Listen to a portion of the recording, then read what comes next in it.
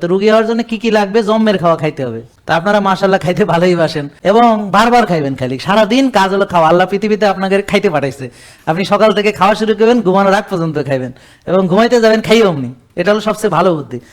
আর একটা জিনিস করতে হবে, রাতে একটু দেরি করে ঘুমাইতে হবে, কারণ রাত জাগলে তাড়াতাড়ি রোগী হওয়া যায়। আর যারা রাত জাগবে তাদের টেনশনও বেশি, মেজাজ ঠিক থাকে না, মাথা গরম থাকে, রাত জাগলে পরে অনেক খারাপ লাগে, হজম হয় না, প্রেশার বাড়িয়ে যায়। রাত জাগলে পরে এইখানে এসে ঘুমায়, হ্যাঁ, রাত জাগলে পরে মনে করেন যে টেনশনে সুগার বেড়ে যায়। সত্যি রাত জাগলে সুগার বেড়ে যায়, জানেন?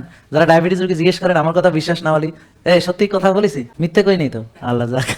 তো রাত জাগলে পরে সুগার বাড়ে, চিনি বেড়ে যায়। তারপরে রাত যারা জাগে তাদের মেজাজ খারাপ থাকে, তাদের হজম হয় না, পেটে বাজে ব্যাকটেরিয়া হয়, বাজে চিন্তা আসে, অকারণ মন খারাপ থাকে, মুড সুইং করে।